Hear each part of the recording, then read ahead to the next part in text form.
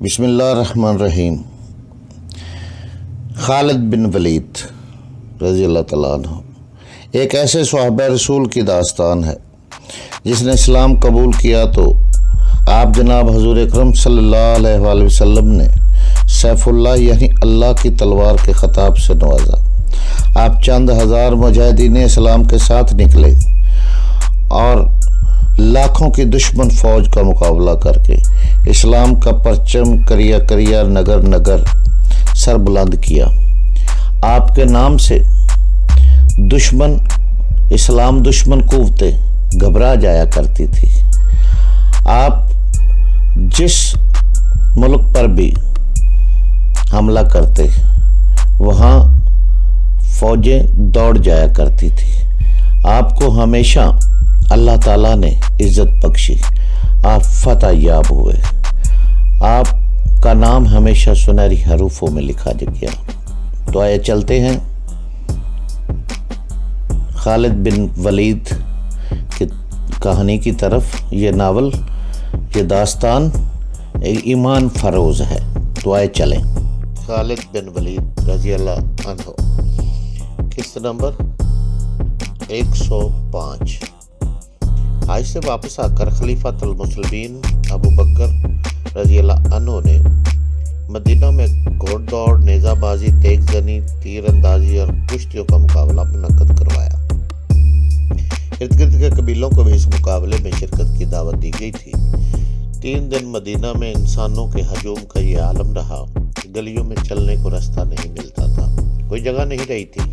جدھر نظر جاتی تھی گھوڑے اور اونٹ کھڑے نظر آتے تھے۔ دف اور کریان بجتی ہی رہتی تھی۔ قبیلے اپنے شہر سواروں اور پلوانوں کو جلوس کی شکل میں لا رہے تھے۔ 3 دن ہر طرح کے مقابلے ہوتے رہے۔ جن قبیلوں کے آدمی جیت جاتے وہ قبیلے میدان میں آ کر ناچتے کودتے اور چلا چلا کر خوشی کا اظہار کرتے۔ ان کی عورتیں اپنے جیتنے والے آدمیوں کی مداح میں گیت گاتی۔ مقابلے میں بہر کا کوئی گھوڑ سوار یا تیز زن یا کوئی شتر سوار زخمی ہو جاتا تو مدینہ کا ہر باشندہ اسے اٹھا کر اپنے گھر لے جانے کی کوشش کرتا تھا۔ مدینہ والوں کی میزبانی نے قبیلوں کے دل موہ لیے۔ مقابلوں اور میلے کا یہ اہتمام خلیفۃ المسلمین ابو بکر رضی اللہ عنہ نے کیا تھا۔ مقابلے کے آخری روز مدینہ کا ایک آدمی گھوڑے پر سوار میدان میں آیا۔ میدان کے ارد گرد لوگوں، گھوڑوں، اونٹوں کا ہجوم جمع تھا۔ اے رسول اللہ کے امتیوں! میدان میں اترنے والے سوار نے بڑی بلند آواز میں کہا، خدا کی قسم کوئی نہیں جو تمہیں نیچا دکھا سکے۔ تم نے اسی میدان میں اپنی طاقت اور اپنے جوہر دیکھ لیے ہیں۔ کون سا دشمن ہے جو تمہارے سامنے اپنے پیروں پر کھڑا رہ سکے گا؟ یہ طاقت جو تم نے ایک دوسرے پر آزمائی ہے، اب اسے دشمن پر آزمانے کا وقت آ گیا ہے جو تمہاری طرف بڑھ رہا ہے۔ اے مومنین، اپنی زمین کو دیکھو، اپنے اموال کو دیکھو، اپنی عورتوں کو دیکھو جو تمہارے بچوں کو دودھ پلاتی ہیں، اپنی جوان اور کنواری بیٹیوں کو دیکھو جو تمہارے دامادوں کے انتظار میں بیٹھی ہیں کہ حلال کے بچے پیدا کریں۔ اپنے دین کو دیکھو جو اللہ کا سچا دین ہے۔ خدا کی قسم تم غیرت والے ہو، عزت والے ہو۔ اللہ نے تمہیں برتری دی ہے۔ تم پسند نہیں کرو گے کہ کوئی دشمن اس وقت تم پر آ پڑے جب تم سوئے ہوئے ہوگے اور تمہارے گھوڑے اور تمہارے اونٹ بغیر زینوں کے بندھے ہوئے ہوں اور تم نہیں بچا سکو گے اپنے اموال کو، اپنے بچوں کو، اپنی عورتوں کو اور اپنی کنواری بیٹیوں کو، اور دشمن تمہیں مجبور کر دے گا کہ سچے دین کو چھوڑ کر دشمن کے دیوتاؤں کو پوجا کرو۔ بتا ہمیں وہ دشمن کون ہے؟ ایک شتر سوار نے چلا کر پوچھا۔ کون ہے جو ہماری غیرت کو للکار رہا ہے؟ رومی گھڑ سوار نے اعلان کرنے کے لہجے میں کہا، وہ جو ملک شام پر قبضہ کیے بیٹھے ہیں۔ ان کی فوج ہم سے زیادہ ہے، بہت زیادہ ہے۔ ان کے ہتھیار ہم سے اچھے ہیں، لیکن وہ تمہارا وار نہیں سہ سکتے۔ تم نے اس میدان میں اپنی طاقت اور اپنی ہمت دیکھ لی ہے۔ اب اس میدان میں چلو جہاں تمہاری طاقت اور ہمت تمہارا دشمن دیکھے گا۔ ہمیں اس میدان میں کون لے جائے گا؟ ہجوم میں سے کسی نے پوچھا۔ مدینہ والے تمہیں اپنے ساتھ لے جائیں گے۔ مدینہ کے گھڑ سوار نے کہا، دیکھو انہیں جو برسوں سے محاذ پر لڑ رہے ہیں، کٹ رہے ہیں اور وہیں دفن ہو رہے ہیں۔ انہیں اپنے بچوں کی یاد نہیں رہی، انہیں اپنے گھر بار یاد نہیں رہے، وہ بڑے تھوڑی تعداد میں ہیں اور اس دشمن کو شکست پہ شکست دے رہے ہیں جو تعداد میں ان سے بہت زیادہ ہے۔ وہ راتوں کو بھی جاگتے ہیں تمہاری عزتوں کے لیے۔ انہوں نے آتش پرست فارسیوں کا سر کچل ڈالا ہے، اب رومی رہ گئے ہیں، مگر ہمارے مجاہدین تھک گئے ہیں، محاذ ایک دوسرے سے دور ہیں، وہ ہر جگہ فوراً نہیں پہنچ سکتے۔ کیا تم جو غیرت اور عزت والے ہو، طاقت اور ہمت والے ہو، ان کی مدد کو نہیں پہنچو گے؟ ہجوم جو پہلے ہی بے چین تھا، جو شخروش سے پھٹنے لگا۔ امیر المومنین کا یہی منشا تھا کہ لوگوں کو اسلامی لشکر میں شامل کیا جائے۔ قبیلوں کی جو عورتیں مدینہ آئی تھیں، انہوں نے اپنے مردوں کو لشکر میں بھرتی ہونے پر اکسانا شروع کر دیا۔ اس روز جو مقابلوں کا آخری روز تھا، مقابلوں میں کچھ اور ہی جوش اور کچھ اور ہی شور تھا۔ مقابلوں میں اترنے والوں کا انداز ایسا ہی تھا جیسے وہ لشکر میں اچھی حیثیت حاصل کرنے کے لیے اپنے جوہر دکھا رہے ہو۔ اس کے بعد لوگوں نے کئی اسلامی لشکر میں شامل ہو گئے۔ یمن میں اسلام مقبول عام مذہب بن چکا تھا،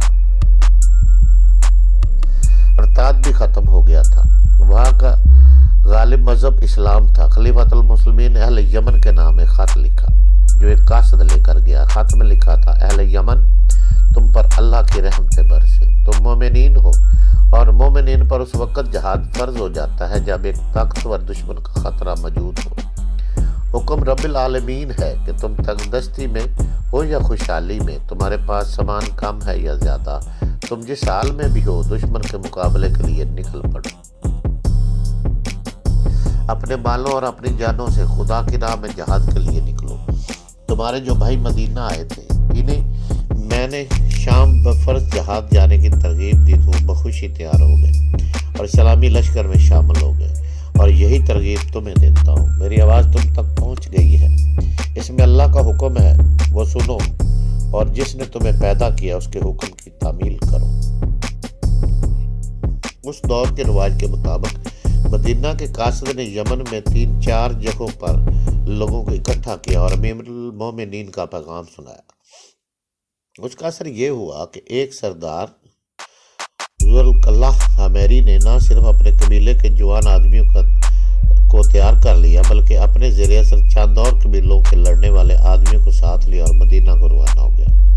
مدینہ کا قاصد ہر قبیلے میں گیا تھا۔ 3 اور قبیلوں کے سرداروں قیس بن مرادی، جندب بن عمر دسی اور یاسر بن صدائی نے اپنے اپنے قبیلے کے جوانوں لڑنے کے قابل افراد کو ساتھ لیا اور شام کی جنگی مہم میں شریک ہونے کے لیے عازم مدینہ ہوئے۔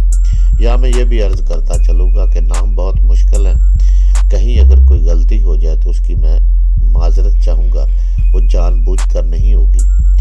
یہ ایک اچھا لشکر بن گیا، ہر فرد گھوڑے سے یا اونٹ پر سوار اور ہر قسم کے ہتھیاروں سے مسلح ہو کر آیا۔ یہ لوگ تیروں کا بہت بڑا ذخیرہ بھی ساتھ لے آئے۔ مدینہ میں اس لشکر کا اجتماع مارچ 634 محرم 13 ہجری میں ہوا تھا۔ امیر المومنین ابو بکر رضی اللہ عنہ نے خود اس اجتماع کے ہر آدمی کو اچھی طرح دیکھا۔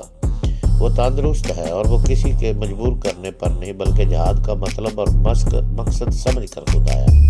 پھر لشکر کی چھان بین میں یہ معلوم کرنے کے لیے کی گئی کہ ان میں کئی افراد مرتدین کے ساتھ رہے اور مسلمانوں نے ارتاد کے خلاف جو جنگ لڑی تھی اس میں وہ مسلمانوں کے خلاف لڑے تھے۔ انہوں نے اسلام قبول کر لیا تھا لیکن ان پر بھروسہ نہیں کیا جا سکتا تھا۔ مرتدین نے یہ عادت بنا لی تھی کہ مرتد بنے رہے، جب مسلمانوں کے ہاتھوں میدان جنگ میں پٹ گئے تو اسلام قبول کر گیا، مگر مسلمان ان پر بھروسہ کر کے ان کی بستیوں سے ہٹے تو ان میں سے کئی ایک اسلام سے منحرف ہو کر پھر مرتد ہو گئے۔ مدینہ میں چھان بین کی گئی تو ان میں سے بعض کو لشکر سے نکال دیا گیا، باقی لشکر کو 4 حصوں میں بانٹ کر ہر حصے کا سالار مقرر کیا گیا۔ ہر حصے میں 7000 آدمی تھے، یعنی لشکر کی تعداد 28000 تھی۔ زیادہ تر مورخوں نے یہ تعداد 30000 لکھی ہے۔ ایک حصے کے سالار تھے عمرو بن العاص، دوسرے کے یزید بن ابی سفیان، تیسرے کے شرجیل بن حسنہ اور چوتھے حصے کے سالار ابو عبیدہ بن الجرح تھے۔ ان سالاروں نے چند دن لشکر کو بڑے پیمانے کی جنگ لڑنے کی ٹریننگ دی، جس میں مارکے کے دوران دستوں کا آپس میں رابطہ اور نظم و ضبط کا قائم رکھنا شامل تھا۔ اپریل 634 سفر کے پہلے ہفتے میں اس لشکر کو شام کی طرف کوچ کا حکم ملا۔ ہر حصے کو الگ الگ مقام پر پہنچنا تھا، ایک دوسرے سے الگ کوچ کرنا تھا۔ عمرو بن العاص کو اپنے دستوں کے ساتھ فلسطین تک جانا تھا۔ یزید بن ابی سفیان کی پہلی منزل دمشق تھی، انہیں تبوک کے راستے سے جانا تھا۔ شرجیل بن حسنہ کو اردن کی طرف جانا تھا۔ انہیں کہا گیا کہ یزید بن ابی سفیان کے دستوں کے پیچھے پیچھے جائیں۔ ابو عبیدہ الجراح کی منزل امس تھی، انہیں بھی تبوک کے راستے سے جانا تھا۔ اللہ تم سب کا حامی و ناصر ہو۔ خلیفۃ المسلمین نے آخری حکم یہ دیا، سالار اپنے اپنے دستے ایک دوسرے سے الگ رکھیں گے۔ اگر رومیوں کے ساتھ کہیں ٹکر ہوگی تو ایک سالار دوسرے کو مدد کے لیے بلا سکتا ہے۔ اگر لشکر کے چاروں حصوں کو مل کر لڑنا پڑا تو ابو عبیدہ بن الجراح تمام لشکر کے سپہ سالار ہوں گے۔ سب سے پہلے یزید بن ابی سفیان اپنے دستوں کے ساتھ لے کر مدینہ سے نکلے۔ مدینہ کی عورتیں اور بچے بھی باہر نکل آئے تھے۔ چھتوں پر عورتیں کھڑی ہاتھ اوپر کر کے ہلا رہی تھی۔ بوڑھی عورتوں نے دعا کے لیے ہاتھ اٹھائے ہوئے تھے۔ کئی بوڑھوں کی آنکھیں اس لیے اشک بار ہو گئی تھی کہ وہ لڑنے کے قابل نہیں رہے تھے۔ یزید بن ابی سفیان اپنے دستوں کے آگے آگے جا رہے تھے۔ یزید کے ساتھ امیر المومنین ابو بکر رضی اللہ عنہ پیدل چلے جا رہے تھے۔ یزید گھوڑے سے اتر آئے۔ امیر المومنین کے اصرار کے باوجود وہ گھوڑے پر سوار نہ ہوئے۔ امیر المومنین ضعیف تھے، پھر بھی وہ دستوں کی رفتار سے چلے جا رہے تھے۔ یزید نے انہیں کئی بار کہا کہ واپس چلے جائیں، لیکن ابو بکر رضی اللہ عنہ نہ مانے۔ مدینہ سے کچھ دور جا کر یزید رک گئے۔ امیر المومنین واپس نہیں جائیں گے تو میں ایک قدم آگے نہیں بڑھوں گا۔ یزید بن ابی سفیان نے کہا، خدا کی قسم ابی سفیان، امیر المومنین نے کہا، تو مجھے سنتے رسول اللہ سے روک رہا ہے۔ کیا تجھے یاد نہیں کہ رسول اللہ جہاد کو رخصت ہونے والے ہر لشکر کے ساتھ دور تک جاتے اور دعاؤں کے ساتھ رخصت کرتے تھے؟ آپ فرمایا کرتے تھے کہ پاؤ جو جہاد سبیل اللہ کے راستے پر گرد آلود ہو جاتے ہیں، دوزخ کی آگ ان سے دور رہتی ہے۔ مسلمانوں